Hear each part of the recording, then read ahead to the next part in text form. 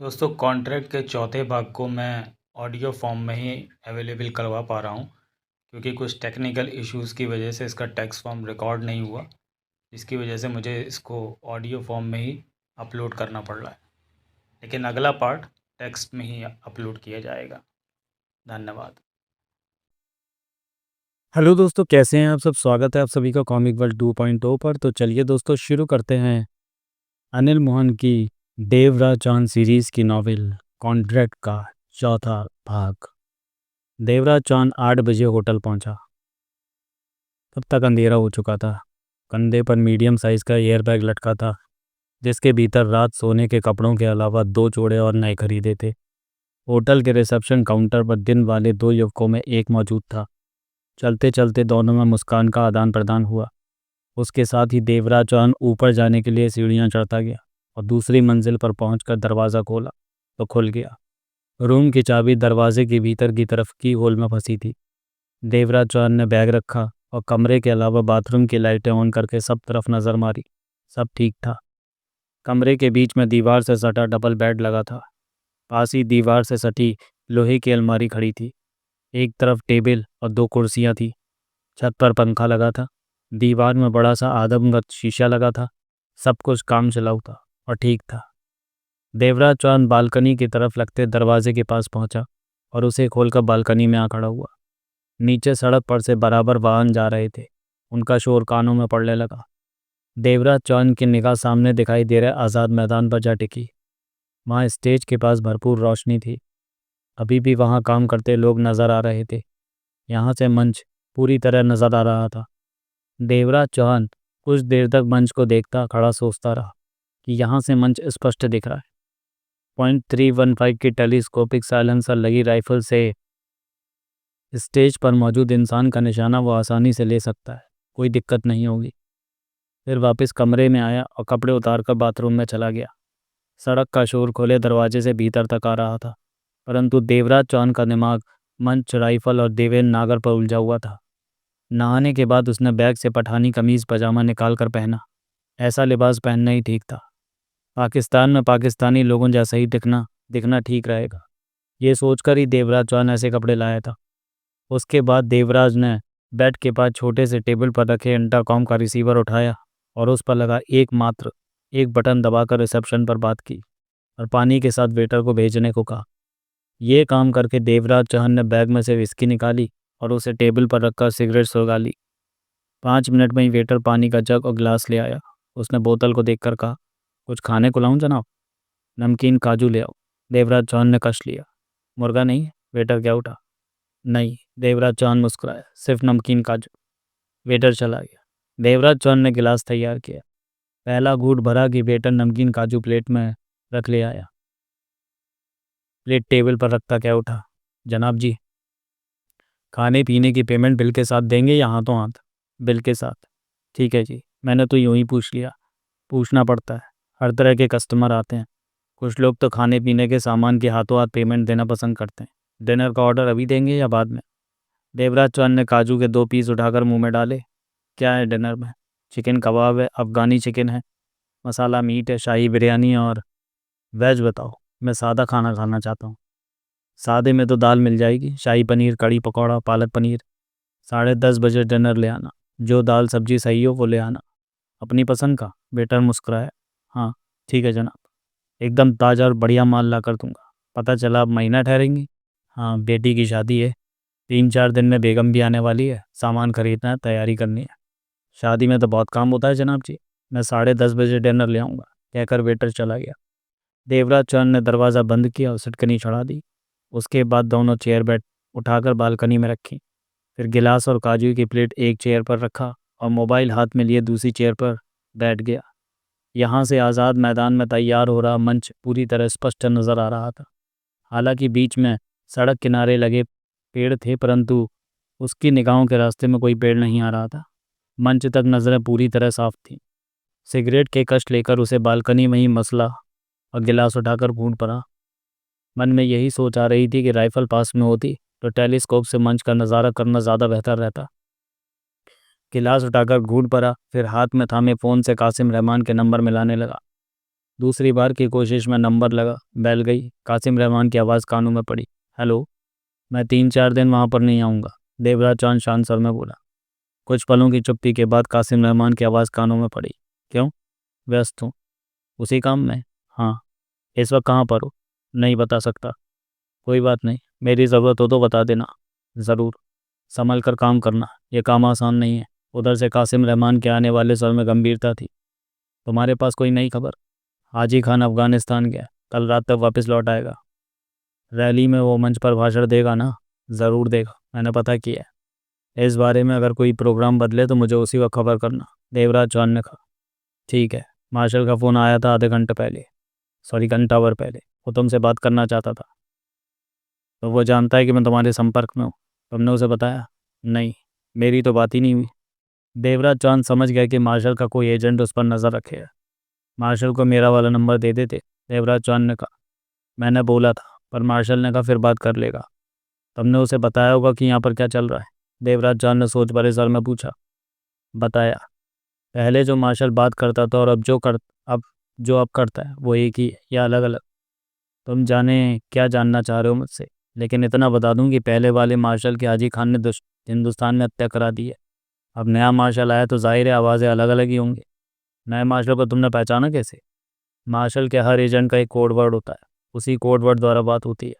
वक्त वक्त पर मार्शल की तरफ से कोड वर्ड बदला जाता रहता है। कोई भी एजेंट मार्शल को पहचानने में धोखा नहीं खा सकता। ठीक है, देवराज चौहान बोला।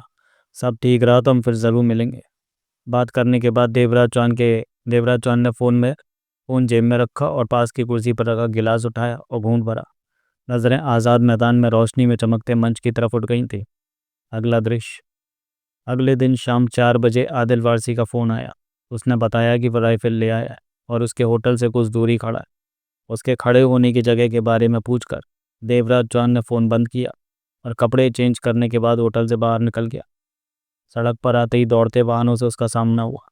देवराज चौहान सड़क के किनारे ही किनारे एक तरफ बढ़ता चला गया। वहाँ दुकानें थीं, फुटपाथ पर भीड़ थी। देवराज चौहान भी उसी भीड़ का हिस्सा बन आगे बढ़ता रहा। 10 मिनट बाद वो एक सिनेमा हॉल को पार करके रुका कि आदिल वारसी दिख गया। आदिल वारसी फुटपाथ पर ही एक सूटकेस के साथ खड़ा था। देवराज चौहान उसके पास पहुंचा। मैंने सूटकेस लेकर होटल के करीब आना ठीक नहीं समझा, आदिल वारसी ने कहा। ठीक किया। रात कैसी कटी? ठीक रहा। मंच को देखा बालकनी से?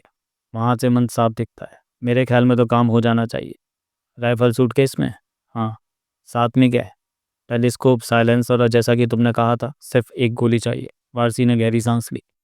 एक ही चाहिए। किसी भी हालत में दूसरी गोली की ज़रूरत नहीं होगी। आदिल वारसी ने सूटकेस देवराज चौहान के पास रखकर कहा। मैं और कुछ क्या कर सकता हूँ तुम्हारे लिए? अभी तो इतना ही काफ़ी है। हम फ़ोन पर संपर्क में रहेंगे, कुछ याद आए तो मुझे बता देना। देवराज चौहान ने सिर हिलाया, फिर कहा। देवेंद्र नागर उस शाम पक्का मंच पर आएगा ना? पक्का आएगा। उसकी पार्टी की इतनी बड़ी रैली है। वो स्वयं दमखम वाला नेता है। वो मंच पर बोलने का मौका नहीं छोड़ेगा, क्योंकि प्रधानमंत्री बनने की उसकी संभावना बहुत प्रबल है। आदिल वारसी ने कहा।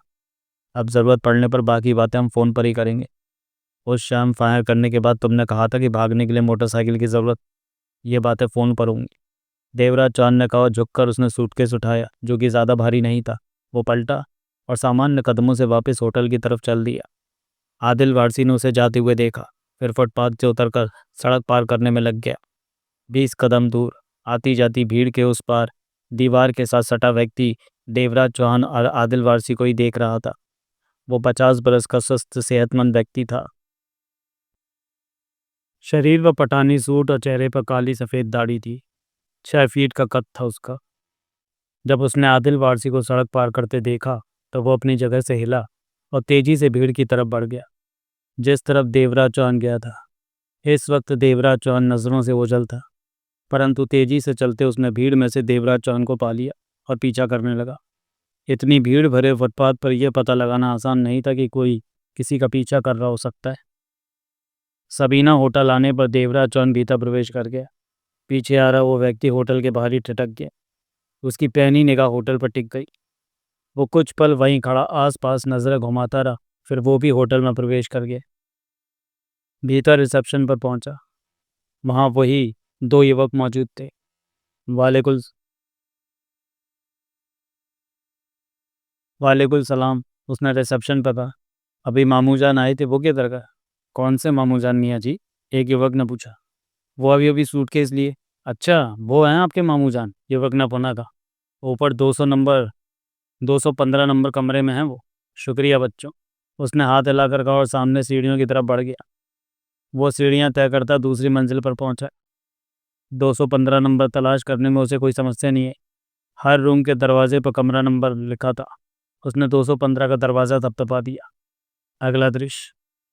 कमरे में प्रवेश करते ही देवराज चौहान ने दरवाज़ा बंद किया और सूटकेस बेड पर रखकर उसे खोला तो भीतर .315 की राइफल रखी चमक रही थी। पास ही टेलीस्कोप और साइलेंसर मौजूद थे। देवराज चौहान ने गन बाहर निकाली और उसे चेक किया।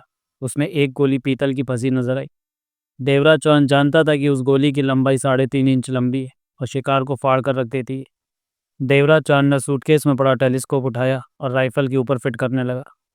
मिनट भर में ही टेलीस्कोप फिट था। फिर उसने साइलेंसर उठाया कि तभी दरवाजे पर थपथपाहट हुई। ठिठक गया देवराज चौहान। नजरें दरवाजे की तरफ उठी। अगले ही पल उसने राइफल को वापस सूटकेस में रखा, उसे बंद किया और दरवाजे के पास पहुंचा कि तभी पुनः थपथपाहट हुई। कौन है? देवराज चौहान ने पूछा। वेटर हूँ जनाब, बाहर से आवाज़ आई। क्षणिक सोच के बाद देवराज चौहान ने सिटकिनी नीचे की और दरवाज़ा खोला। बाहर नजर पड़ती देवराज चौहान चौंका। सामने वेटर नहीं, कोई और था। देवराज चौहान को उसी पल खतरे का एहसास हो गया कि गड़बड़ है। मुझसे घबराने की जरूरत नहीं देवराज चौहान, उस व्यक्ति ने सामान्य स्वर में कहा। मैं तुम्हारा दोस्त हूँ।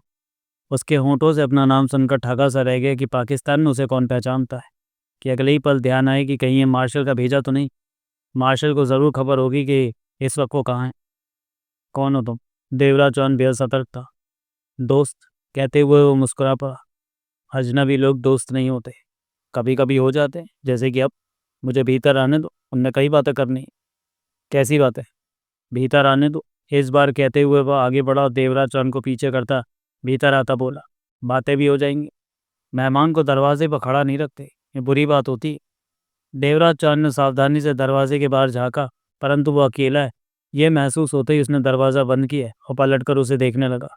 वो मुस्कुरा कर बोला, अकेला हूँ, ये बात मेरे से पूछ लेते। कौन हो तुम? मुझे जफ़र मुरादाबादी कहते हैं। वो गंभीर होता दिखा। हिंदू हो तुम? हाँ। हिंदुस्तान से आए हो? हाँ। कहाँ से? मुंबई से। देवराज चौहान पूरी तरह सतर्क था, परंतु जफ़र मुरादाबादी गंभीर दिख रहा था। तुम किस चक्कर में हो? देवराज चौहान ने पूछा। जफ़र मुरादाबादी आगे बढ़ा और बेड पर पड़े सूटकेस को थपथपा कर बोला, .315 की राइफल बहुत मारक होती है। दूर तक वार करती है और शिकार को गोली छू जाए तो वो बच नहीं सकता। ऐसा ऐसी राइफल को बेहद खास मौक़ों पर इस्तेमाल किया जाए तो इससे बढ़िया दूसरी कोई नहीं। देवराज चौहान की आंखें सिकुड़ी।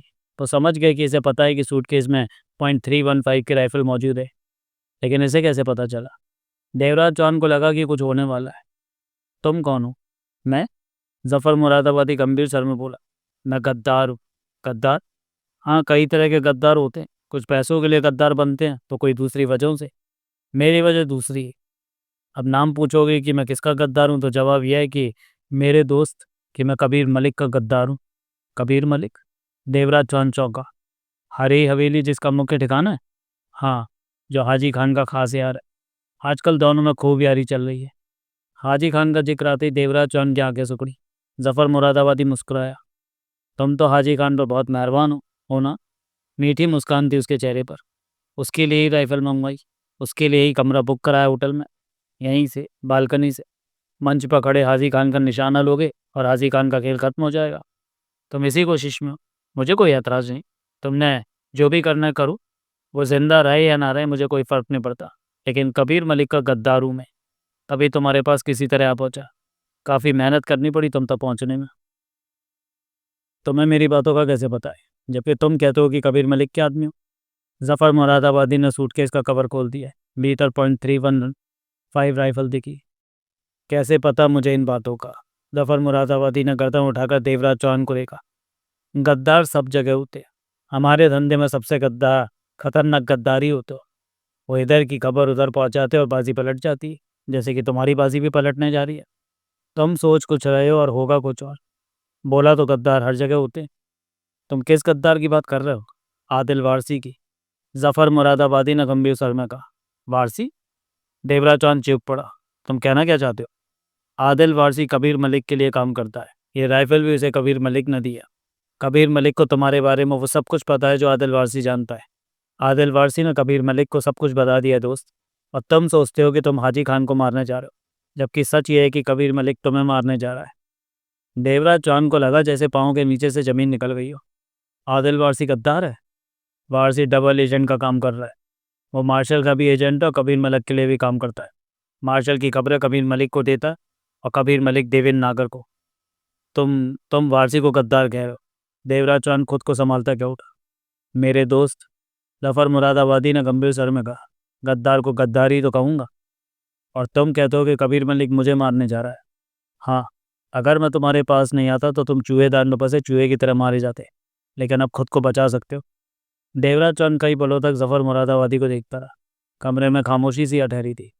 लगता है मेरी बातों का विश्वास करने में तुम्हें परेशानी हो रही है, जफर मुरादाबादी बोला। तुम जो कह रहे हो वो साबित कर सकते? क्यों नहीं? जफर मुरादाबादी की निगाह सूटकेस में पड़ी .315 की राइफल पर जा टिकी। मैं आसानी से साबित कर सकता हूँ कि आदिल वारसी तुम्हारा गद्दार है। साबित करूँ?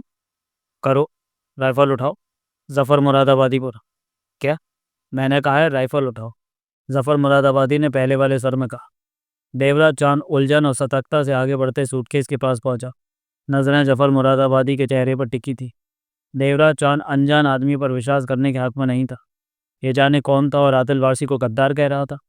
कबीर मलिक से मिला हुआ कह रहा था कि वो उसे उस तक पहुंचा दे। क्या पता चक्कर कुछ और हो, ये सफ़र मुरादाबादी देवेंद्र नागर का आदमी और उसे नुकसान पहुंचाने की फेर में हो। मुझ पर शक कर रहे हो? देवराज चौहान को एकटक अपनी तरफ देखता पाकर जफर मुरादाबादी गंभीर स्वर में क्या उठा। गलत भी नहीं कर रहे। तुम एकाएक मुझ पर विश्वास और आदिल वारसी पर अविश्वास क्यों करोगे? मुझे तो तुम जानते ही नहीं, लेकिन जल्दी तुम मेरे पर भरोसा ज़रूर करोगे। राइफल उठाओ देवराज चौहान। देवराज चौहान ने राइफल उठा ली। तुमने .315 की राइफल मांगी है तो चलानी भी ज़रूर जानते होगे। बहुत कम लोग इसे ठीक से संभाल पाते हैं। राइफल में सिर्फ एक ही गोली है, क्योंकि तुमने एक ही मांगी थी। आदिल वारसी ने जब सारी बात कबीर मलिक को बताई तो मैं भी वहीं था, सब सुना। गोली बाहर निकालो, जफर मुरादाबादी ने कहा। देवराज चौहान ने गोली बाहर निकाली। पीतल के 3.5 इंच लंबी गोली आगे से बहुत नुकीली पतली थी। गोली में कोई खराबी नहीं है, राइफल भी ठीक से काम करेगी। हथियारों को एकदम फिट रखना हरी हवेली में मेरी जिम्मेवारी है। मेरे नीचे 25 लोग मेरी देख रेख में यही काम करते हैं, इसलिए इस राइफल को मेरे से ज़्यादा कोई नहीं जानता। परंतु जब तुम ट्रिगर दबाओगे, गोली निकलेगी तो अब वो अपने निशाने की तरफ नहीं जाएगी, भटक जाएगी। कम से कम 10 फीट दूरी से निकलेगी। ये कैसे हो सकता है? देवराज चौहान के माथे पर बल पड़े। ऐसा ही है, इसका इंतज़ाम कर दिया गया है। कैसे? कबीर मलिक ने मुझे ही कहा था कि .315 की राइफल का ऐसा इंतज़ाम करो कि उससे निकली गोली निशाने पर ना लगे। 10 मिनट में मैंने ये इंतज़ाम करके राइफल कबीर मलिक को दी तो कबीर मलिक ने आदिल वारसी के हवाले कर दी। राइफल और आदिल वारसी ने राइफल तुम्हें दे दी। जफर मुरादाबादी को ले सूटकेस को थपथपा कर कहा, अब वो राइफल तुम्हारे पास है। तुम इस राइफल से मैदान मारने की सोच रहे हो, जबकि तुम मरने वाले हो। तुम्हारी मौत के साथ ही मार्शल के उन एजेंटों की गिनती 18 से 19 हो जाएगी जो हाजी खान को मारने आए थे। पहले मरने वाले मार्शल को 18 एजेंटों के बारे में क्या जानते हो? देवराज चौहान के आगे सिकुड़े। क्या नहीं जानता? सब कुछ जानता। तुम क्या जानना चाहते हो? जफर मुरादाबादी गंभीर था। वो कैसे मारेगा? गद्दारी की वजह से। गद्दारी? देवराज चौहान समझा। मैंने पहले ही कहा है कि हमारे कामों में गद्दार हालातों का रुख बदल देते हैं। इधर की बात उधर गई नहीं कि खेल का रंग बदल जाता है। जिंदा इंसान मर जाता है, जिसे मरना होता है वो जिंदा रहता है। मेरे ख्याल में तो मार्शल को अब तक पता चल जाना चाहिए था कि उसके एजेंट किसी गद्दार की वजह से मारे जा रहे हैं, पर मार्शल तो खुद ही नहीं रहा। कबीर मलिक के लोगों ने उसे हिंदुस्तान में उसके घर पर मार दिया। देवराज चौहान जफर मुरादाबादी को देखता रहा। तुम मार्शल के बारे में क्या जानते हो? सब कुछ। हाजी खान के बारे में भी जानते हो? क्या जानना चाहिए मुझे हाजी खान के बारे में? हकीकत में वो कौन है? जफर मुरादाबादी ने गंभीर निगाहों से देवराज चौहान को देखकर कहा, हकीकत में वो हाजी खान ही है। देवराज चौहान समझ गया कि ये देवेंद्र नागर की हकीकत नहीं जानता। वैसे क्या बात है जो मुझे नहीं पता हाजी खान के बारे में? नहीं बताऊंगा। क्यों? मुझे तुम पर भरोसा नहीं। तो मैं इतने बड़े खतरे से आगाह कर रहा हूँ मैं, और तुम्हें मुझ पर भरोसा नहीं? नहीं। देवराज चौहान का स्वर दृढ़ था। तुम तक पहुंचकर मैंने जान का खतरा उठाया। मान लो इसी वक्त आदिल वारसी यहाँ पहुंच जाता है तो मैं तो गया। कबीर मलिक समझ जाएगा कि मैंने उससे गद्दारी की। सब बात तुम्हें बता दूं। तुम मुझे क्यों बातें बता रहे हो? तुम मुझे क्यों बता रहे हो ये बातें? मैं तो अपना दुख दर्द कम कर रहा हूँ तुमसे बातें करके। क्या समस्या है तुम? ये बताना ज़रूरी नहीं समझता। मैं कबीर मलिक का उस तरह का गद्दार हूँ जिसे उसके काम बिगाड़ कर अब खुशी मिलती है, तभी तुम्हारे पास उसका काम बिगाड़ने आया। ऐसा मैं पहले नहीं करता था। गद्दारी वाला काम मैंने कुछ दिन पहले करने की सोची और आज इसकी शुरुआत है। जफ़र मुरादाबादी ने कहा। वो 18 एजेंट किसकी गद्दारी से मारे गए? देवराज चौहान ने पूछा। मार्शल का एक एजेंट है, अमीन का अख्तर। इसी शहर में रहता है। वो कबीर मलिक के लिए भी काम करता है, जैसे आदिल वारसी करता है। अमीन अख्तर ने तबीयत से मार्शल से गद्दारी की। 1.5 साल तक मार्शल हाजी खान को मारने के लिए एजेंट भेजता रहा और अमीन अख्तर सबकी खबर कबीर मलिक को देता रहा। बहुत पैसा मिला अमीन अख्तर को गद्दारी करने का। कबीर मलिक ने खूब पैसा दिया। कबीर मलिक ने मार्शल के कई एजेंटों को मोटा पैसा देकर अपनी तरफ कर रखा है। कबीर मलिक को सब खबरें रहती हैं मार्शल की हरकतों की। 18 एजेंटों की मौत के बाद मार्शल ने सतर्कता के नाते, या उसे शक हुआ होगा कि बिना गद्दारी के उसके एजेंट नहीं मारे जा सकते, तो मार्शल ने फील्ड का काम नए एजेंटों को दे दिया, जिसमें कि आदिल वारसी शामिल है। मतलब की बात वहीं की वहीं है। इस बार अमीन अख्तर गद्दारी नहीं कर रहा तो आदिल वारसी कर रहा है। मौत तो मार्शल के एजेंट की ही होनी, यानी कि तुम्हारी। तुम्हारी बातों ने मुझे हिला दिया। देवराज चौहान बोला। तो क्या मैं आशा करूँ कि मेरा नाम तुम अपनी ज़ुबान पर नहीं लाओगे? अगर तुम मुझे सच बातें बता रहे हो तो तुम्हारा नाम मेरी ज़ुबान पर कभी नहीं आएगा। शुक्रिया दोस्त। तुमने राइफल में ऐसा क्या किया है कि गोली निशाने से भटक जाए? देवराज चौहान ने पूछा। उसकी नाल, जहाँ से गोली बाहर निकलती है, फायर करने पर नाल के भीतर भीतर किनारे पर गर्म लोहे की एक बूंद गिरा दी, जो कि मामूली से उबार के रूप में वहीं टिक गई। इससे यह हुआ कि टिकट दबते ही गोली तूफानी रफ्तार के साथ नाल से बाहर निकलते वक्त उसका पिछला किनारा उस उभरे हुए लोहे के बिंदु से रगड़ खाता है और गोली का रुख ज़रा सा बदल जाता है और निशाने से 10 फीट दूर से निकल जाती है। जफ़र मुरादाबादी ने गंभीर स्वर में कहा। मेरे लिए ये काम करना मामूली बात है। कबीर मलिक के संगठन में मुझे हथियारों का एक्सपर्ट माना जाता है, और तुम कबीर मलिक से गद्दारी कर रहे हो। मजबूरी है, करनी पड़ रही है। कबीर मलिक और हाजी खान के बीच का क्या रिश्ता है? दोनों एक दूसरे के लिए खास हैं, इससे ज़्यादा मैं नहीं जानता। उनके खास होने का केंद्र बिंदु क्या है? किस वजह के तहत वो खास हैं? नहीं जानता। तो तुम्हारा कहना है आदिल वारसी कबीर मलिक से मिला हुआ है। मेरी खबरें उसे पहुंचा रहा है। उसने जो राइफल मुझे दी वो ख़राब कर दी गई है कि उससे ठीक से निशाना न लिया जा सके। जफ़र मुरादाबादी ने सहमति से सिर हिलाया। तुमने मुझे उलझन में डाल दिया है कि। कोई उलझन नहीं दोस्त, राइफल चेक कर लो, सब कुछ सामने आ जाएगा। कबीर मलिक मेरी जान लेने वाला है। हाँ, पहले मरे 18 एजेंटों के बाद एक नाम तुम्हारा भी शामिल होने वाला है। परंतु मैंने तुम्हें पहले ही खबर देकर सतर्क कर दिया है कि बच सकते हो तो अपने को बचा लो। कब मारेगा मुझे कबीर मलिक? उस रात जब तुम हाजी खान पर यहाँ से फायर करोगे। पहले क्यों नहीं मार रहा वो मुझे? देवराज चांद बोला। कबीर मलिक बहुत खतरनाक और शरारती किस्म का इंसान है। मौत का खेल खेलना उसे बहुत अच्छा लगता है। किसी को भी मारना होता तो उसे मारने में बहुत मज़े लेता है।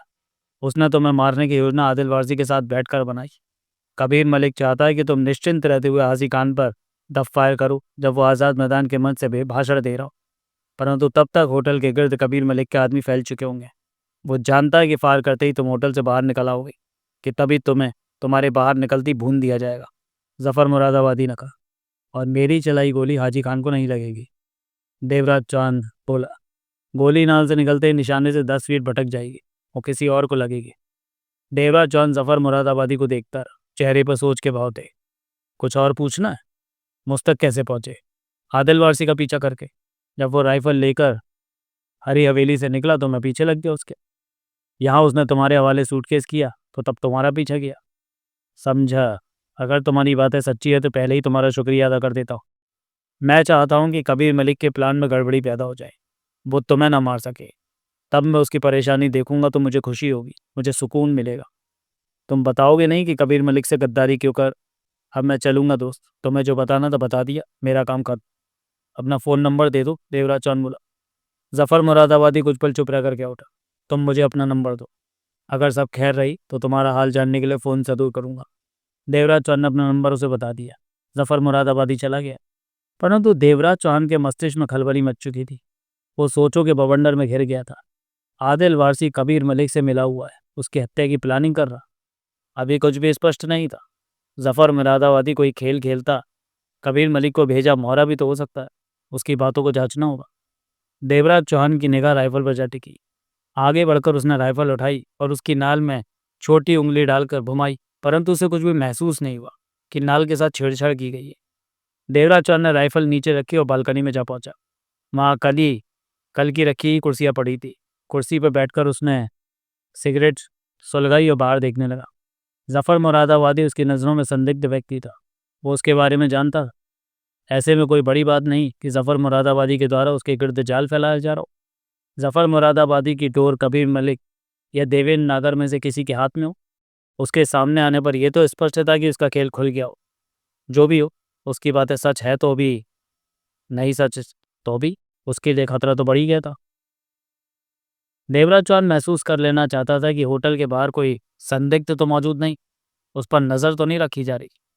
बालकनी में बैठे देवराज चौहान की निगाह होटल के बाहर घूमती रही। शाम के 6:30 बज रहे थे। वक्त बीत रहा था। कुछ ही देर में अंधेरा हो जाना था। देवराज चौहान वहाँ तब तक बैठा रहा जब तक कि अंधेरा नहीं हो गया। देवराज चौहान को ऐसा कोई नहीं दिखा जो संदिग्ध लगा हो। उसने होटल के सामने सड़क पार भी नजर रखी थी, लेकिन उसे ज़रा भी महसूस नहीं हुआ कि कोई होटल या बालकनी पर नजर रखे हुए। जो भी हो, खतरा तो वो महसूस कर ही रहा था। देवराज चौहान ने आज़ाद मैदान की तरफ देखा, जहाँ स्टेज बन रहा था। वहाँ लाइटें रोशन हो गई थी और आज भी कई लोग मंच पर काम करने, उसे बनाने में लगे हुए थे। देवराज चौहान बालकनी से उठकर कमरे में आया और लाइट जलाई। बालकनी का दरवाज़ा बंद कर लिया। राइफल वाला सूटकेस खुला पड़ा था, उसे बंद किया। इंटरकॉम पर कॉफ़ी के लिए कहा और जेब से मोबाइल निकालते उसने कासिम रहमान के बारे में सोचा कि क्या वो विश्वास के काबिल है। कहीं वो भी कबीर मलिक के हाथों बिका हुआ तो नहीं है। कुछ भी नहीं कहा जा सकता था। आदिल वारसी का भी तो पता नहीं था कि वो गद्दार है, लेकिन अभी कुछ भी स्पष्ट नहीं था।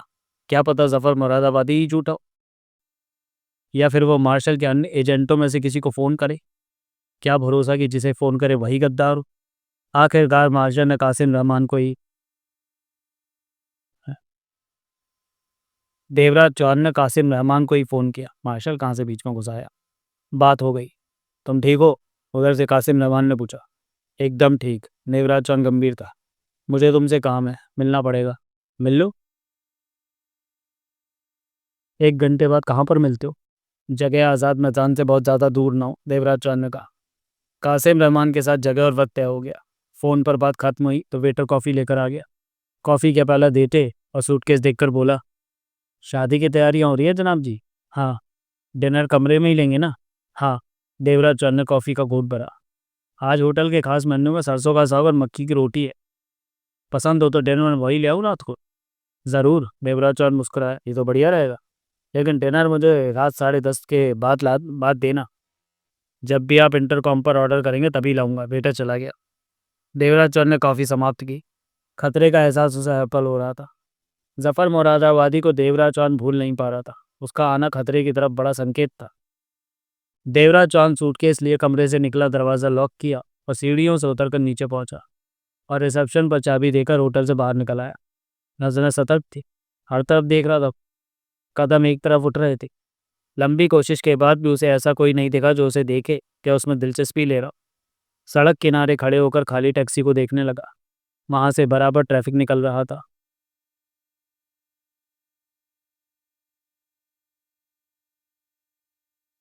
10 मिनट की कोशिश के बाद एक खाली टैक्सी मिली।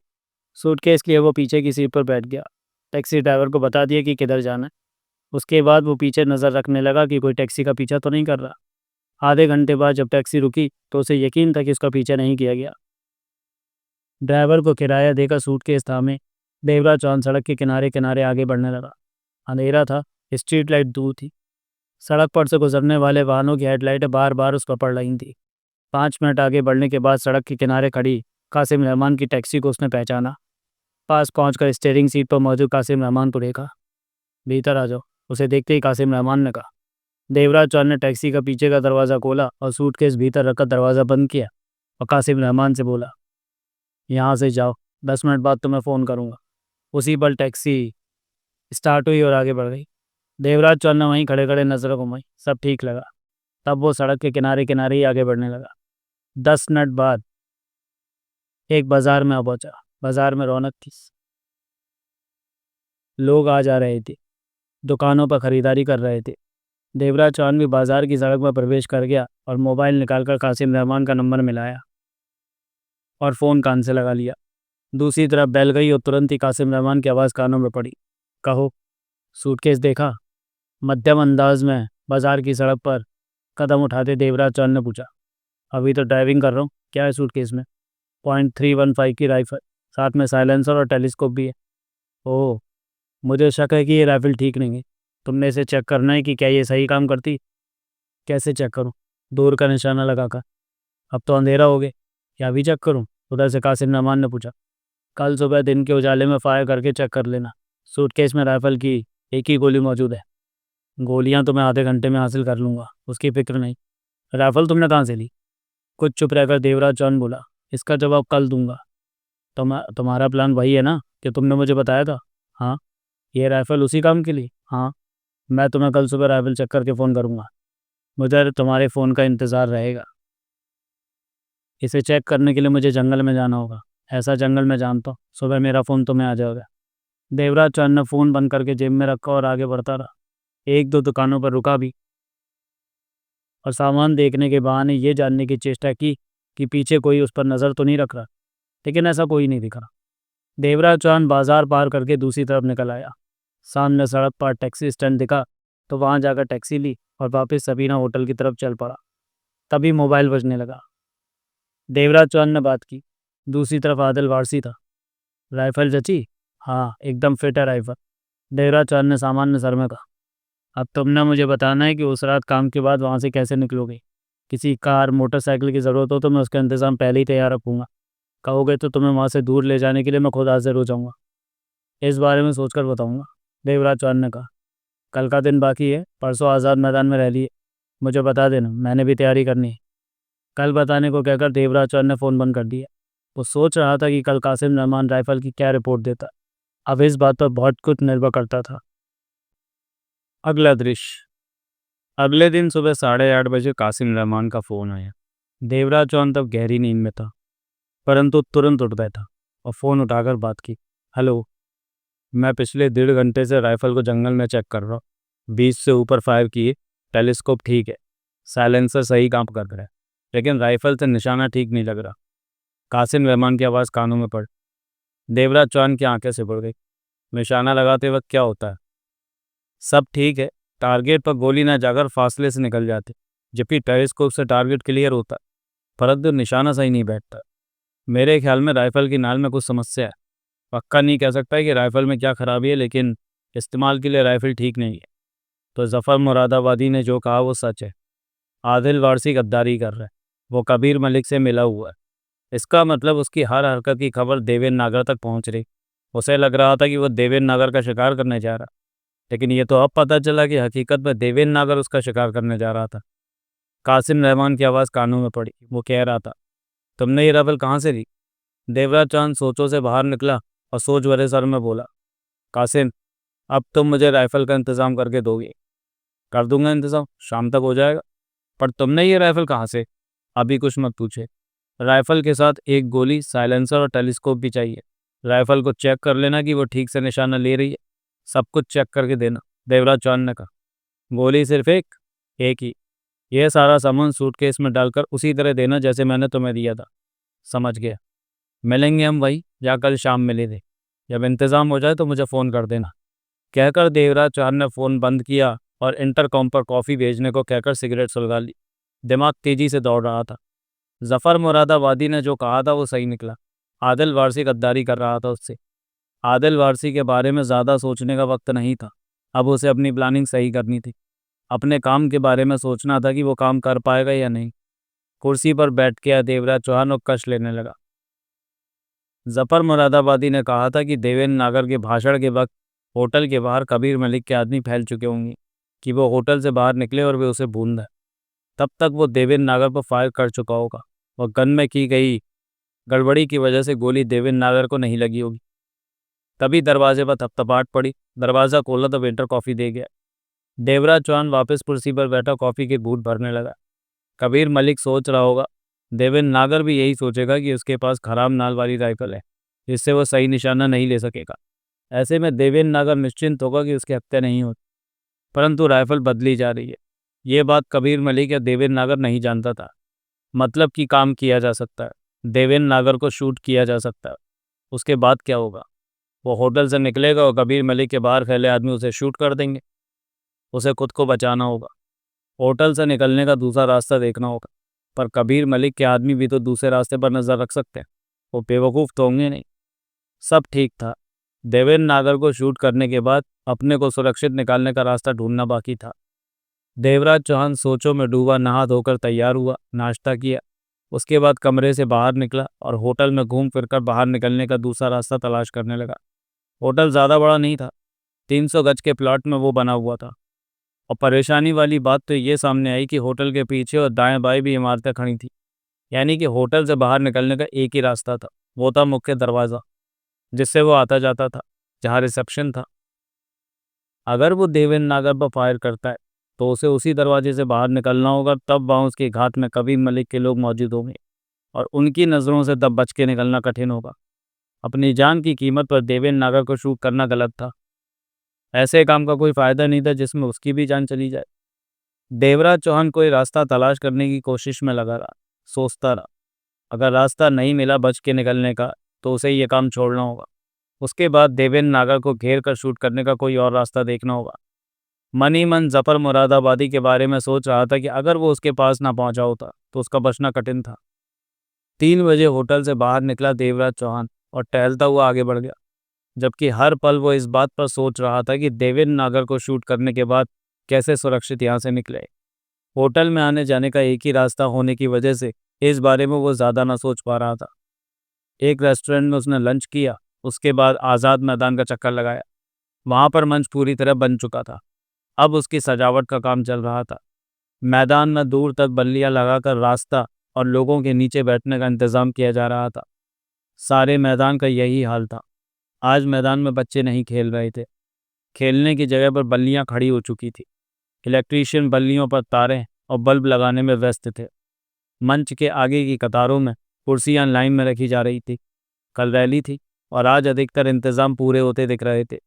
अभी भी 100 से ज़्यादा लोग काम कर रहे थे। देवराज चौहान होटल की तरफ चल दिया। आज़ाद मैदान से निकलकर जब देवराज चौहान सड़क पार कर रहा था तब होटल को देखा। सबसे ऊपर उसकी निगाह जा टिकी जहाँ होटल की छत थी। उसने होटल की छत नहीं देखी थी। देवराज चौहान ने होटल में प्रवेश किया और सीढ़ियाँ चढ़ता होटल की छत पर जा पहुंचा। छत पर होटल का कबाड़ रखा हुआ था, फर्नीचर, टेबल, टूटे फूटे बेड, ऐसे ही दूसरा सामान। लेकिन देवराज चौहान की निगाह तो होटल की इमारत के साथ लगी छतों को देख रही थी। दाएं बाएं छत थी, पीछे भी छत थी, परंतु पीछे की छत 10 फीट के फासले पर थी।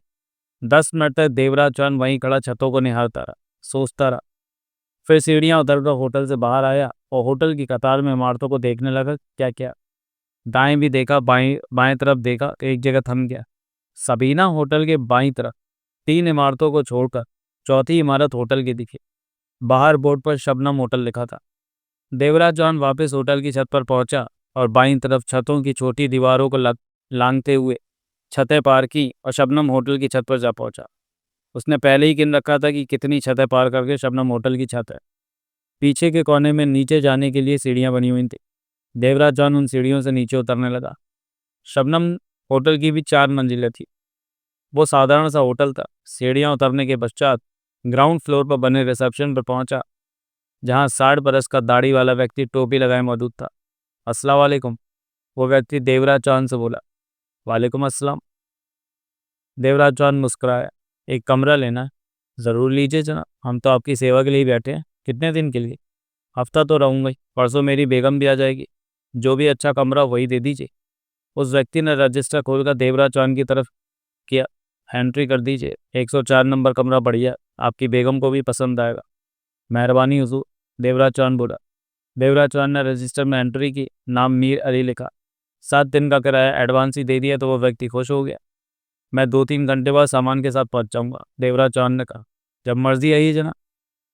104 नंबर कमरा आपके नाम पर हफ्ते के लिए चढ़ गया, उसने कहा। देवराज चौहान होटल के बाहर निकल आया, चेहरे पर मुस्कान थी। देवेंद्र नागर को शूट करके निकल जाने में अब कोई समस्या नहीं थी। सुरक्षित निकल जाने का रास्ता उसके पास था। अगला दृश्य, कासिम रहमान का रात 8 बजे फ़ोन आया कि सब कुछ तैयार है, वो सूटकेस की डिलीवरी ले ले। जगह वही थी जहाँ वे मिले थे। देवराज चौहान होटल से बाहर निकला और टैक्सी पकड़कर चल पड़ा। रास्ते में उसने आदिल वारसी को फ़ोन किया। उसकी आवाज़ सुनते ही वारसी ने कहा, मैं तुम्हें फ़ोन करने ही वाला था। कल का तुम्हारा क्या प्रोग्राम है? कल रैली है, देवराज चौहान ने कहा। देवेंद्र नागर पहुंच रहा है ना मंच पर, वो ज़रूर आएगा, मेरे पास खबर है। तब तो मेरा प्रोग्राम भी वही है जो तुम्हें पता है। देवराज चौहान का सर सामान्य था। बाद में निकलोगे कैसे? तुम होटल के बाहर कार लेकर मौजूद रहना। ये नहीं हो सकेगा। मैदान से बाहर सड़क पर भी लोगों की भीड़ होगी। पुलिस आसपास की सड़कों पर ट्रैफिक बंद कर दी। फिर तो मुझे भीड़ का हिस्सा बनकर यहाँ से निकलना होगा। तुम्हें आधा किलोमीटर पैदल चलना होगा। उसके बाद मैं कार लिए तुम्हें मिल जाऊंगा। कहाँ? आदिल वारसी ने बताया कि वो किस तरफ कहाँ मिलेगा। मैं काम पूरा करने के बाद तुम्हें वहीं मिलूंगा। ज़रूर। मुझे खुशी हो रही है कि तुम कल ये मिशन निपटा दोगे। तुम्हारी सहायता से ही मैं सब कर पा रहा हूँ। ये तुम्हारी हिम्मत है। कोई और होता तो ये सब ना कर पाता। अभी काम हुआ नहीं है, पहले हो जाने दो, देवराज चौहान ने कहा। तुम्हारे इरादे पक्के हैं तो काम कैसे नहीं होगा? ज़रूर होगा। हम कल दिन में एक बार फिर बात कर लेंगे। देवराज चौहान ने हाँ कहकर फ़ोन बंद कर दिया। टैक्सी दौड़ रही थी। देवराज चौहान सोच रहा था कि आदिल वारसी को हवा भी नहीं है कि वो क्या करने जा रहा है। वो तो यही सोच रहा होगा कि कल उसकी हत्या कर देंगे कबीर मलिक के आदमी। जफ़र मुरादाबादी ने बताया था कि वो 18 के 18 एजेंट सिर्फ गद्दारी की वजह से मारे गए।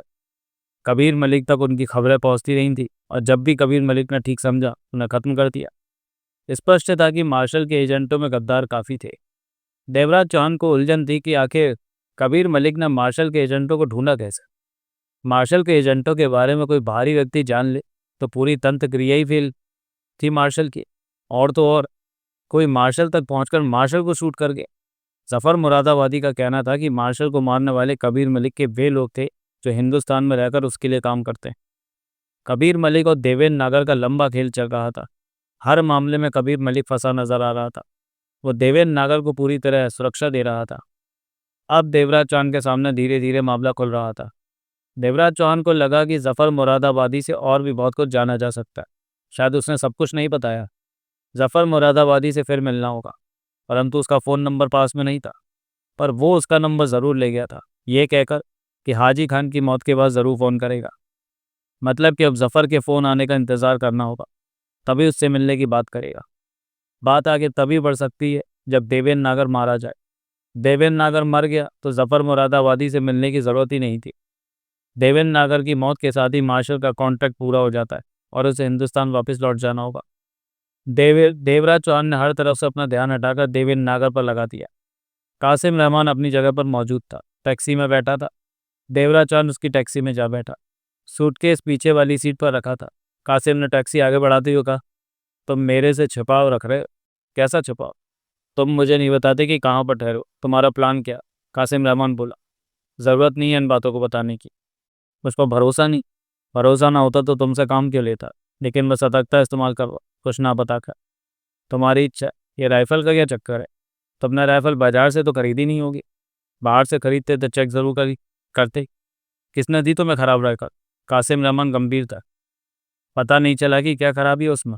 बताया तो था तुम्हें कि मुझे लगता है उसकी नाल में खराबी है। गोली नाल से निकलती है और लक्ष्य से भटक जाती है, टारगेट की तरफ नहीं जाती। किसने दी तुम्हें ये राइफ़ल? मार्शल के एक एजेंट ने। देवराज चौहान ने शांत स्वर में कहा। ओह, क्या उसे मालूम था कि राइफ़ल खराब है? मेरे ख्याल में उसने जानबूझकर मुझे खराब राइफ़ल दी। देवराज चौहान बोला। जानबूझकर? कासिम रहमान ने देवराज चौहान पर नज़र मारी। तुम्हें कैसे पता? पता चल गया, लेकिन मार्शल का एजेंट ऐसा क्यों करेगा? देवराज चौहान चुप रहा। तुम्हें तो पता होगा कि वो ऐसा क्यों करेगा। शायद। देवराज चौहान ने बात बदल दी। उसने जानबूझकर ऐसा न किया हो। कासिम ने देवराज चौहान पर गंभीर निगाह मारी। तुम अगर मुझे कुछ नहीं बताना चाहते तो मत बताओ, लेकिन झूठ मत बोलो। अभी मेरा ध्यान देवेंद्र नागर की हत्या करने पर है। इसके अलावा कोई और सवाल मत पूछो। देवराज चौहान ने कहा। ठीक है, तो कल तुम मारोगे उसे? मेरे से कोई और काम हो तो बता देना। वहाँ से कैसे निकलोगे? निकल जाऊंगा। फिर भी मुझे तुम्हारे फ़ोन का इंतज़ार रहेगा कि शायद तुम्हें कोई काम पड़ जाए। देवराज चौहान ने दूसरी टैक्सी ली और सूटकेस के साथ उसमें प्रवेश कर गया। होटल पहुंचा तो रात के 10 बज रहे थे। कमरा भीतर से बंद करके उसने सूटकेस खोला। भीतर .315 की राइफल, साइलेंसर और टेलीस्कोप के साथ एक गोली पड़ी हुई दिखी। देवराज चौहान ने एक ही निगाह में पहचान लिया कि ये राइफल दूसरी वाली थी। इस्तेमाल की हुई, कुछ पुरानी लग रही थी। देवराज चौहान ने उस पर टेलीस्कोप फिट किया और कमरे की लाइट बंद करके बालकनी का दरवाज़ा खोला और कुर्सी को खास एंगल में रखते उस पर बैठ गया। बालकनी में अंधेरा था, जबकि सड़क पर से वाहन बराबर जा रहे थे। उनकी आवाज़ें कानों में पड़ रही थी। बालकनी से आज़ाद मैदान का मंच स्पष्ट नजर आ रहा था। मंच पर रोशनी फैली थी और कुछ लोग काम करते वहां दिख रहे थे। देवराज चौहान राइफल की नाल को बालकनी की दीवार पर रखा और कुर्सी पर बैठे बैठे टेलीस्कोप पर आंख टिका दी। मंच का नज़ारा टेलीस्कोप की वजह से बहुत ही स्पष्ट और जैसे करीब ही दिखाई देने लगा। मध्यम रोशनी की वजह से वहां पर लोग धुंधले से किंतु स्पष्ट दिख रहे थे। इसकी वजह थी मंच पर रोशनी कम थी। कल मंच पर भरपूर रोशनी होगी और टारगेट उसके सामने पूरी तरह स्पष्ट होगा। देवराज चौहान ने कमरे में आकर राइफल सूटकेस में रखी और उसे बंद कर दिया। फिर कासिम रहमान को फ़ोन किया। उसने तुरंत ही कॉल रिसीव कर ली थी। मैं अभी घर पहुंचा। उधर से कासिम रहमान ने कहा, ये राइफल तुमने चेक की, इसका ट्रायल लिया? देवराज चौहान ने पूछा। हाँ, एकदम चकाचक है, इससे फायर करने में बहुत मज़ा आता है, गोली सीधे टारगेट पर लगती है। देवराज चौहान ने फ़ोन बंद कर दिया। आज आखिरी रात ही रहना तो इस होटल में, कल काम खत्म हो जाएगा। देवराज चौहान ने सोचा और सिगरेट सुलगाने के बाद विस्की की बोतल निकालकर गिलास तैयार किया और गिलास थामे बालकनी में खड़ा रहा। आज़ाद मैदान में नजर आ रहे मंच को देखने लगा। जब गिलास खत्म हुआ तो भीतर आकर इंटरकॉम पर डिनर का ऑर्डर किया और दूसरा बैग तैयार करने में लग गया। अगला दिन देवराज चौहान का सामान्य ढंग से ही बीता। जिक्र के काबिल कोई खास बात नहीं। दोपहर को आदिल वारसी का फ़ोन अवश्य आया था। उसने पूछा कि शाम का काम तय। काम के बाद उसे वहीं पर मिलेगा जो जगह कल उनके बीच फिक्स हुई थी। देवराज चौहान ने हाँ कहकर फ़ोन बंद कर दिया। आदिल वारसी गद्दार था, परंतु अभी चुप रहना ही ठीक था। उसे आदिल वारसी से कोई मतलब नहीं था। अगर रात को काम ठीक से पूरा हो जाता है तो वारसी को मार्शल देखेगा। जफ़र मुरादाबादी ने मार्शल के गद्दार एजेंट अमीन अख्तर के बारे में बताया था। उसे भी मार्शल देखेगा। वो मार्शल के एजेंट है। उसने तो देवेंद्र नागर की हत्या करके यहाँ से निकल जाना था। उसका मकसद था जगमोहन के पीछे से पुलिस हट जाए। यह तभी हो सकता था जब वो देवेंद्र नागर की हत्या कर। देवेंद्र नागर मार्शल का गद्दार ही नहीं, उसने मार्शल की भी हत्या करवाई थी। दोपहर से आज़ाद मैदान में हलचल तेज हो गई थी। पार्टी के कार्यकर्ता मैदान में पहुंचते जा रहे थे और अपनी अपनी जिम्मेदारी को संभालते जा रहे थे। सुबह से ही पार्टी के झंडे हर तरफ लगाए जा रहे थे। बैनर लग चुके थे। पूरा मैदान रैली में हो चुका था। मंच के करीब बैठने की चाह में कुछ लोग अभी से नीचे बिछी दरियों पर आ बैठे थे। पुलिस वाले भी वहां देखने लगे थे। देवराज चौहान बालकनी से आज़ाद मैदान की हरकतों पर नजर रखे था। दिन भर कमरे में ही रहा। दिमागी तौर पर वो आज काम निपटा देने को तैयार था। उसे इंतज़ार था शाम होने का, अंधेरा होने का, मंच पर नेताओं के आने का, खास तौर से देवेंद्र नागर के मंच पर आने का। उसकी मौत होते ही जगमोहन को आज़ादी मिल जानी थी। अगला दृश्य, शाम के 8 बज गए थे। अंधेरा छा चुका था, परंतु आज़ाद मैदान में रोशनियां इस तरह फैली थी जैसे दिन का उजाला फैला। तेज़ और भरपूर रोशनी थी, ऐसी कि मैदान का चप्पा चप्पा चमक रहा था। लाउड स्पीकर पर नेताओं के चेले चपाटों की आवाज़ें 7 बजे से ही उठनी शुरू हो गई थी। सत्ताधारी पार्टी की रैली थी, किसी भी चीज़ की कमी नहीं थी। मैदान में लोगों की भीड़ इकट्ठी होती जा रही थी। दरियों पर हज़ारों लोग बैठ चुके थे। मंच के पास कुर्सियों पर खास मेहमान भी बैठने शुरू हो गए थे। भीड़ का आना बढ़ता ही जा रहा था। ये रैली इसलिए भी खास हो गई थी लोगों के लिए कि आज के अखबारों में इस बात की खबर थी कि वक्ती प्रधानमंत्री को कुर्सी छोड़नी पड़ सकती है और पार्टी सबके चहेते नेता हाजी खान को प्रधानमंत्री बनाने पर विचार कर रही है। यही वजह थी कि हर कोई हाजी खान को इस सामान्य मंच पर देख लेने का ख्वाहिशमंद था। जगह जगह पुलिस रैली नजर आ रही थी, आज़ाद मैदान में भी और बाहर भी। पुलिस का सारा इंतजाम चाक चौबंद दिख रहा था। 8 बजते ही नेताओं का आना भी शुरू हो गया। अब माइक नेता लोगों ने संभाल लिया था और बारी बारी पार्टी के कारनामों का बखान करने लगे। यह भी कहा गया कि प्रधानमंत्री जी निर्दोष हैं, भ्रष्टाचार से दूर है, परंतु उन पर इल्ज़ाम लगा है तो नैतिकता के नाते वो पद को छोड़ने पर विचार कर रहे हैं और अगर ऐसा हुआ तो पार्टी के आला कमान जनाब हाजी खान को प्रधानमंत्री की कुर्सी पर बिठाने की सोच रहा है। मंच पर नेताओं की लाइन लगनी शुरू हो गई थी। वहां रखी कुर्सियों पर वे बैठते जा रहे थे। मंच काफ़ी बड़ा था और नेताओं की संख्या को ध्यान में रखकर ही बनाया गया था। 9 बजे तक आज़ाद मैदान में लाखों की भीड़ इकट्ठी हो चुकी थी। ट्रक और बसों में भर भर कर लोग वहां पहुंच रहे थे। सैकड़ों लोग ऐसे भी थे जो भीड़ से दूर आज़ाद मैदान की दीवारों के पास खड़े नेताओं को सुन रहे थे। वक्त बीतने लगा। 9:15 बजते बजते आज़ाद मैदान इस तरह भर गया जैसे कटोरी दाल के दानों से भरी हो। वहां पर लोगों के सिर ही सिर नजर आ रहे थे। हालत अब ये होने लगी कि मैदान के आसपास की सड़कों पर से लोग मंच को देखने सुनने लगे। अब हर तरफ सन्नाटा सा ठहरा था। सिर्फ लाउड स्पीकरों से निकलती नेताओं के भाषण की आवाज़ें ही वहाँ गूंज रही थी, या फिर सुनाई दे जाती लोगों की तालियों की आवाज़ है। माहौल राजनीतिक हो उठा। रैली पूरी तरह सफल नजर आ रही थी। अगला दृश्य, देवराज चौहान ने कमरे की लाइट बंद कर रखी थी। वो देर से बालकनी में कुर्सी पर बैठा था और नजरें आज़ाद मैदान की तरफ की। बालकनी से नीचे सड़क पर होटल के सामने लोगों की भीड़ इकट्ठी होती जा रही थी। पूरी सड़क ही लोगों से भरी भरी नजर आ रही थी। वहां से ट्रैफिक का निकलना बंद हो चुका था, परंतु देवराज चौहान ने एक बार भी बालकनी से सड़क पर नहीं झांका था।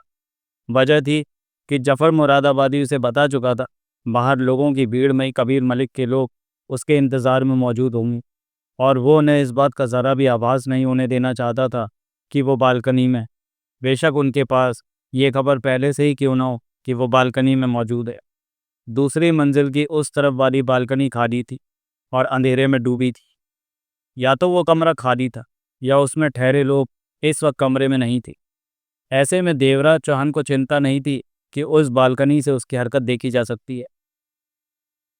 जो भी नेता मंच पर आकर बोलता तो पहले माइक पर बता दिया जाता कि कौन सा नेता अपने विचार जनता के सामने रखने जा रहा है। ऐसे में देवराज चौहान जानता था कि जब भी हाजी खान मंच पर बोलने के लिए खड़ा होगा, उसे पता चल जाएगा, उसके नाम की घोषणा हो जाएगी। देवराज चौहान ने राइफल तैयार कर ली थी। एक गोली उसमें लोड थी। टेलीस्कोप ठीक से लगा था और साइलेंसर सही तरीके से फिट था। कुछ देर पहले गन थामकर उसकी नाल बालकनी के किनारे पर टिकाकर टेलीस्कोप के सहारे मंच का निरीक्षण कर चुका था। मंच पर बैठे लोग टेलीस्कोप में शीशे की भांति चमक रहे थे और मात्र एक हाथ दूर लग रहे थे। मंच पर भरपूर रोशनी थी, जो कि देवराज चौहान के लिए फायदेमंद थी। देवराज चौहान कुर्सी से उठकर भीतर गया और सिगरेट सुलगाकर वापस बालकनी पर कुर्सी में आ बैठा। बालकनी में सिगरेट सुलगाता तो उस पर नज़र रखने वाले लोग जान जाते कि वो बालकनी में। जफर मुरादाबादी के शब्दों के मुताबिक इस वक्त वो चूहेदान में कैद हो चुका था। यहाँ से फायर करके बाहर निकले या बिना फायर किए बाहर निकले, बाहर मौजूद कबीर मलिक के लोगों ने उसे भून देना था। उस वक्त 10 बजने वाले थे जब माइक पर लोकप्रिय नेता हाजी खान के बारे में बताया गया कि जनाब हाजी खान साहब अब जनता से कुछ कहने वाले हैं। हाजी खान के नाम की घोषणा होते ही तालियों की आवाज़ गूंज उठी। देवराज चौहान सतर्क हो गया, होंठ भिज गए, आंखों में कठोरता आ गई। नीचे झुककर वहां रखी राइफल उठाई और अगला हिस्सा बालकनी की दीवार पर रखकर टेलीस्कोप पर आंख टिका दी। मंच का नज़ारा देवराज चौहान के सामने स्पष्ट हो गया। सबसे पहली नज़र ही हाजी खान यानी कि देवेंद्र नागर पर पड़ी, जिसने कि माइक संभाल लिया था। मार्शल ने उसकी तस्वीर दिखाई थी। ऐसे में देवेंद्र नागर को देवराज चौहान ने एक ही पल में पहचाना। टेलीस्कोप के जरिए वो देवेंद्र नागर उर्फ हाजी खान को देखता रहा। देवेंद्र नागर ने बोलना शुरू किया। देवराज चौहान की उंगली ट्रिगर पर पहुंच गई। बिना किसी अड़चन के स्पष्ट निशाना था। देवेंद्र नागर बच नहीं सकता, देवराज चौहान ने सोचा। बोलते बोलते देवेंद्र नागर ने अपना हाथ उठाकर सिर के बालों में फैला। कुछ पलों बाद दायां हाथ हवा में खास अंदाज में हिलाया। एक बार बोलते बोलते वो मुस्कुराया। देवराज चौहान बेहद शांत रहकर उसकी हरकतें देख रहा था। उसी पल देवराज चौहान के हाथ में दबी राइफल पर पकड़ सख्त हो गई। देवेंद्र नागर के सामने छाती तक वो काउंटर मौजूद था, जिस पर कि छोटा सा माइक रखा था। हालांकि .315 की गोली ने काउंटर को उधेड़कर देवेंद्र नागर के शरीर में प्रवेश कर जाना था, परंतु देवराज चौहान के पास एक ही गोली चलाने का मौका था। दूसरा फायर करने की उसे गुंजाइश नहीं मिलनी थी। ऐसे में देवराज चौहान किसी तरह का रिस्क नहीं लेना चाहता था। उसने काउंटर से ऊपर देवेंद्र नागर के चेहरे पर टेलीस्कोप सेट कर दिया। वो भाषण दे रहा था, लगातार बोले जा रहा था। टेलीस्कोप की वजह से देवराज चौहान को लग रहा था कि वो इतने पास है कि हाथ बढ़ाकर छू ले। देवराज चौहान की उंगली ट्रिगर पर सख्त होने लगी। अंधेरे में देवराज चौहान साईं की तरह लग रहा था। चेहरे के भाव नजर नहीं आ रहे थे। एकाएक उंगली ने ट्रिगर दबा दिया। साइलेंसर लगा होने के कारण फुस्स की बेहद मध्यम आवाज उभरी। देवराज चौहान की आंख टेलीस्कोप में नजर आते देवेंद्र नागर के चेहरे पर थी। अगले ही पल देवराज चौहान ने देवेंद्र नागर के माथे के बाईं तरफ कनपट्टी के पास गोली धंसते देखी। सिर से खून के छींटे उड़ते देखे और देवेंद्र नागर को उछलकर पीछे को करते देखा। काम हो गया था। .315 राइफल की गोली लग जाए तो बचना असंभव था। खास तौर से गोली कनपट्टी के पास लगी हो तो वो पूरे सिर को उधेड़ कर रखती। देवेंद्र नागर की मौत देवराज चौहान ने टेलीस्कोप से स्पष्ट देखी थी। देवराज चौहान ने वक्त खराब नहीं किया, उसने राइफल बालकनी में छोड़ी और कुर्सी से उठकर कमरे में आ गया। अब उसके लिए असली खतरा था। जफर मुरादाबादी के मुताबिक होटल के बाहर कबीर मलिक के आदमी उसे शूट करने के लिए तैयार खड़े थे। वे अब उसके बाहर निकलने के इंतज़ार में थे। अगर उसने बाहर निकलने में देरी की तो वो भीतर भी आ सकते थे। वक्त कम था। देवराज चौहान ने दरवाज़ा खोलकर बाहर जाकर गैलरी खाली थी। एक वेटर जाता दिखा। देवराज चौहान फौरन बाहर निकला और गैलरी में आगे बढ़ता चला गया। कदम तेजी से उठ रहे थे। इससे पहले कि कबीर मलिक के लोग भीतर आए, उसे निकल जाना था। देवराज चौहान सीढ़ियों के पास पहुंचा। वहीं से सीढ़ियां नीचे भी जा रही थी और ऊपर छत की तरफ भी जा रही थी। देवराज चौहान छत की सीढ़ियां चढ़ता चला गया। देवराज चौहान छत पर पहुंचा, जो कि अंधेरे में डूबी हुई थी। वहां रखे सामान से बचता वो दीवार के पास पहुंचा और दूसरी छत पर पहुंचकर उसकी दीवार पर पड़ा। मंच से आती आवाज़ें उसके कानों में पड़ रही थी। कहा जा रहा था, आप लोग शांत रहिए, जनाब हाजी खान को ज़रा चक्कर आ गया इसलिए वो गिर गया। अब वो ठीक हैं और आराम कर रहे हैं। जल्द ही जनता को दोबारा संबोधित करी। वो अब कभी भी बोल नहीं सकेगा। देवराज चौहान होंठ पीछे बड़बड़ा उठा। दूसरी दीवार पार करके अगली छत पर पहुंचा, फिर तीसरी दीवार पार की और शबनम होटल की छत पर जा पहुंचा। उसके बाद देवराज चौहान शबनम होटल की छत की सीढ़ियां उतरने लगा। होटल में शांति थी। शायद सबका ध्यान बाहर हो रही रैली पर था। वो पहली मंजिल पर पहुंचा। 104 नंबर कमरा उसने कल ही बुक करा लिया था। 104 नंबर कमरा जल्दी ही उसे मिल गया। दरवाजे पर सफ़ेद पेंट से 104 लिखा था। दरवाज़ा खोलना चाहा तो वो लॉक था। देवराज चौहान पुनः सीढ़ियों की तरफ बढ़ गया। सीढ़ियां उतरकर वो नीचे रिसेप्शन पर पहुंचा, जो कि प्रवेश द्वार के पास ही था। शीशे के दरवाजे से बाहर खड़ी लोगों की भीड़ नजर आ रही थी, जो कि रैली के लिए नेताओं को देखने के लिए वहां मौजूद थे।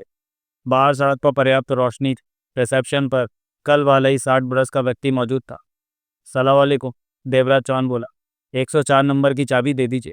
वालेकुम सलाम जनाब, वो व्यक्ति बोला। लेकिन आप तो भीतर से आ रहे हैं। अभी तो भीतर आया था और चाबी ले जाना याद नहीं रहा। अभी आई थी? ओह, शायद मुझे ध्यान नहीं रहा। कहते हुए उसने टेबल का रिसेप्शन का ड्रॉज खोला और कुछ चाबियों में से एक चाबी निकालकर देवराज चौहान को दी। 104 की चाबी ये रही जनाब। देवराज चौहान ने चाबी ली। साथ में 104 का टैग लगा हुआ था। विस्की मिलेगी जनाब? देवराज चौहान ने पूछा। कितनी? बोतल मिल जाएगी, बढ़िया ब्रांड है, 2000 वाला। मेरे कमरे में भिजवा दीजिए। कहने के साथ ही देवराज चौहान सीढ़ियों की तरफ पड़ गया। अभी बाहर सब कुछ शांत था। देवेंद्र नागर की मौत की बात अभी खोली नहीं थी। लाखों लोगों की भीड़ दंगे पर न उतरा। शायद इसी वजह से बात को वक्ती तौर पर दबा लिया गया था। इस वक्त किसी दूसरे नेता के बोलने की आवाज़ आने लगी थी। दरवाज़ा खोलकर देवराज चौहान 104 नंबर कमरे में पहुंचा। यह कमरा उसने पहले नहीं देखा था, पर ठीक था। थोड़ा वक्त ही तो बिताना था आज की रात, कल का दिन। कबीर मलिक के आदमी क्या अभी तक होटल के बाहर इंतज़ार कर रहे होंगे या अभी भीतर आ गया हूँ? देवराज चौहान के पास चेंज करने के लिए कपड़े नहीं थे। उसने बाथरूम में जाकर हाथ मुंह धोया और बाहर आकर सिगरेट सुलगा ली। 10 मिनट बाद ही वेटर बोतल, पानी का जग और गिलास लिए आ पहुंचा। वो 20 साल का लड़का था और कमीज़ पजामे में था। मुस्कुराकर सिर हिलाते हुए उसने कहा, सलाम जनाब जी। लड़के ने कहा, मुझे तो कल ही पता लग गया था कि 104 नंबर कमरा हफ्ते के लिए चढ़ गया, परंतु कोई आ ही नहीं था। आपका सामान नज़र नहीं आ रहा। कल आएगा, देवराज चौहान ने कहा और बोतल उठाकर लेबल देखने लगा। साहब जी, बोतल के पैसे 2000 अभी लेने। मालिक ने कहा, यहाँ यही नहीं अब, नहीं तो अगले दिन जब उतरती हो तो पीने वाले के सुर बदल जाते हैं। पैसा देने में आनाकानी करता है। या तो विस्की को नकली कह देगा या बोलेगा महंगी है, ये तो 1000 वाली है, इसलिए पैसे पहले। देवराज चौहान मुस्कुराया और बोतल रखकर उसे 2000 दिए। 300 ऊपर दिए लड़के को। 300 मिलते ही वो खुश हो गया। आवाज़, सुर, अंदाज सब कुछ बदल गया। साथ में खाने के लिए क्या लाओ? मेरी माने तो मसाले वाला तंदूरी मुर्गा बहुत बढ़िया रहेगा। वैसे मच्छी के पकौड़े भी, साथ में हरी चटनी और मूली। आजकल बेवकूफ़ लोग सलाद मंगाकर ही काम चला लेते हैं, पैसे बचाते हैं। पैसों का क्या है, सेहत का ध्यान पहले रखना चाहिए। तो क्या लाऊं जनाब? पनीर है? देवराज चौहान ने पूछा। बहुत है, एकदम बढ़िया पनीर है, लाऊं क्या? थोड़ा सा पनीर छोटी टुकड़ियों में, ऊपर हल्का नमक डालना, धनिया की हरी चटनी साथ ले आना। ये ठीक है जनाब, मैं अभी लाए, कहकर वो चला गया। देवराज चौहान ने पैक तैयार किया और कुर्सी पर बैठते हुए घूम भरा। इस कमरे में बालकनी नहीं थी, खिड़की थी जो कमरे की दरवाजे की तरफ राहदारी में खुलती थी। देवराज चौहान ने वो खिड़की बंदी रखी। बाहर क्या हो रहा है उसे पता नहीं लग रहा था, और ऐसे मौके पर उसकी इच्छा भी नहीं थी बाहर जाने की। काम हो गया, यही बहुत था। कबीर मलिक के आदमी ज़रूर उसे ढूंढते फिर रहे होंगे। देवराज चौहान जानता था कि वो सुरक्षित है। अब उस तक पहुंचना आसान नहीं था। 10 मिनट में देवराज चौहान के कहे मुताबिक लड़का पनीर और हरी चटनी ले आया। डिनर में क्या लेंगे जनाब? यहाँ सब कुछ मिलता है। जो ताज़ा बनाओ वही ले आना। ताज़ा तो दाल है और बैगन का भुर्ता। दाल ले आना। बस बस, साथ में सलाद पापड़ कुछ नहीं? ले आना। बढ़िया सलाद मैं आपको ऐसे ही दे जाऊंगा, बिल में नहीं लगाऊंगा। आखिर आपने मुझे 300 रुपया दिया है। यहाँ आने वाले तो 50 रुपये देने से पहले 50 बार सोचते हैं और 20 रुपये देकर चले जाते हैं। डिनर कब लाऊं? 1 घंटे बाद। ठीक है, तब तक मैं ज़रा सामने आज़ाद मैदान का हाल जान लूँ। सुना है जनाब हाजी खान साहब की तबीयत खराब हो गई। अभी अभी एम्बुलेंस उन्हें हॉस्पिटल लेकर गई है। कहकर लड़का बाहर निकल गया। देवराज चौहान ने उठकर दरवाज़ा बंद किया और वापस कुर्सी पर आ बैठा। अब पाकिस्तान में उसका कोई काम नहीं था। हाजी खान की वो हत्या कर चुका था। जगमोहन अब आज़ाद था। विस्की के छोटे छोटे घूंट बढ़ता देवराज जॉन साथ में पनीर और हरी चटनी का मज़ा लेता रहा। बाहर के हालातों पर उसने सोचना बंद कर दिया था। कोई फ़ायदा नहीं था। वैसे वो जानता था कि बाहर गुपचुप सी ज़बरदस्त हलचल मची हुई। ये बात अभी तक नहीं खोली गई थी कि हाजी खान मर चुका है। उसे एम्बुलेंस में डालकर आज़ाद मैदान से ले जाया जा चुका है। एम्बुलेंस सीधा हॉस्पिटल ही गई होगी। किसी नेता के भाषण देने की आवाज़ लाउड स्पीकरों के माध्यम से बंद कमरे में भी देवराज चौहान के कानों में पड़ रही थी। देवराज चौहान ने क्लास खत्म ही किया था कि जेब में पड़ा मोबाइल बज उठा। देवराज चौहान ने फ़ोन निकालकर बात की। दूसरी तरफ आदिल वारसी था। तुम अभी तक पहुंचे नहीं? मैं इंतज़ार कर रहा हूँ। आदिल वारसी की आवाज़ कानों में पड़े। मैं भीड़ की वजह से रास्ता भूलकर दूसरी तरफ निकल गया था। तुम वहाँ से निकल जाओ, देवराज चौहान ने कहा। क्या तुम होटल में नहीं हो? नहीं, मैं होटल से बहुत दूर पहुँच चुका हूँ। देवराज चौहान का स्वर शांत था। चंद पलों की चुप्पी के बाद आदिल वारसी की आवाज़ आई। शायद तुम्हारी चलाई गोली हाजी खान को लगी है। उसे एम्बुलेंस में ले जाया गया।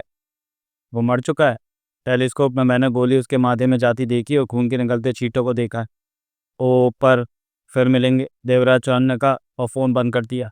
आदिल वारसी जैसे गद्दार से बात करने का उसका मन नहीं था, बल्कि वो स्वयं ही मन ही मन परेशान हो रहा होगा कि उसे ऐसी राइफल दी जिससे सही निशाना ही नहीं लिया जा सकता था। तो उसने कैसे सही निशाना ले लिया? इस बात को लेकर कबीर मलिक भी ज़रूर परेशान हो रहा होगा।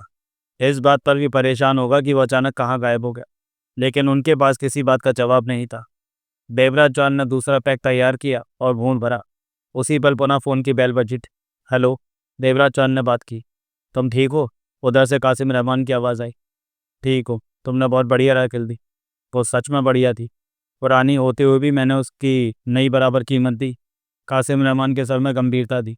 मैं आज़ाद मैदान में मन से ज़्यादा दूर नहीं था जब हाजी खान भाषण दे रहा था। मैंने उसे गिरते देखा। उसका चेहरा खून से रंग गया था। उसके गनमैन मंच पर एक तरफ खड़े थे कि उन्होंने फ़ौरन उसे घेर लिया। सावधानी के तौर पर एम्बुलेंस पहले ही मंच के पीछे खड़ी थी और एक डॉक्टर भी मौजूद था उसमें। गनमैनों ने हाजी खान के चेहरे पर रुमाल डाल दिया और उसे आनन फानन एम्बुलेंस में डालकर ले गए। देवेंद्र नागर मर चुका है। मैंने उसे मरते देखा। मेरा भी यही ख्याल है कि वो जिंदा नहीं रहा। तुमने बढ़िया काम किया। पर एक बात समझ में नहीं आ रही कि यहाँ पर अभी तक प्रोग्राम क्यों चल रहा है? इस तरह की जैसे कुछ हुआ ही ना हो। इस प्रकार रैली में हुई हाजी खान की मौत का फ़ायदा सत्ताधारी पार्टी को उठाना चाहिए, परंतु हाजी खान की मौत की बात को अभी तक दबाए रखा। यही कहा जा रहा है कि तबीयत कुछ ख़राब हो गई हाजी खान की। इसमें कुछ भी खास नहीं है। हॉस्पिटल में डॉक्टर उसे मृत घोषित करेंगे तो खबर आम हो जाएगी। मेरा ख्याल है कि अगले 1 घंटे में हाजी खान के मरने की बात खुल जाएगी। तुम कहो? मैं सुरक्षित हूँ, देवराज चौहान ने कहा। उसी जगह पर हो या जगह बदल ली है? वहाँ से दूर निकल चुका हूँ। आज आओगे घर? आज नहीं, कल। बता दूंगा। तुम मुझसे बातें छिपा रहे हो, लेकिन कोई बात नहीं। काम होना चाहिए था, वो हो गया। मैं वापस जाना चाहता हूँ। कैसे जाओगे? मैं क्या इंतज़ाम करूँ? इंतज़ाम मार्शल करेगा, उससे बात करो। रात में मार्शल से बात कर लूँगा। फ़ोन करूँ रात को? कल करना, मैं सोने जा रहा हूँ। रात में मैं हाजी खान के मरने की तस्दीक भी कर लूँगा। दूसरी तरफ से कासिम रहमान ने कहा। देवराज चौहान ने फ़ोन बंद कर दिया। अगला दृश्य। रात आराम से बीती। अगले दिन देवराज चौहान 8 बजे उठा और बेड टी मंगवा ली। आज देवराज चौहान खुद को हल्का महसूस कर रहा था। कोई काम नहीं था। अब पाकिस्तान से निकल जाना था। लड़का चाय दे गया। देवराज चौहान को आशा थी कि वो उसे हाजी खान के मरने की बात ज़रूर करेगा, परंतु उसने कोई बात नहीं की थी। 9 बजे तक देवराज चौहान नहा धो चुका था। अभी बाहर निकलना ठीक नहीं था। क्या पता कबीर मलिक के लोग अभी भी उसे ढूंढते फिर रहे हैं। देवराज चौहान ने इंटरकॉम पर ब्रेकफास्ट के लिए पूछा तो पता चला हर तरह के ब्रेकफास्ट का इंतज़ाम था। देवराज चौहान ने 2 आलू के पराठे और दही के लिए कहा। दोपहर के 3 बज गए।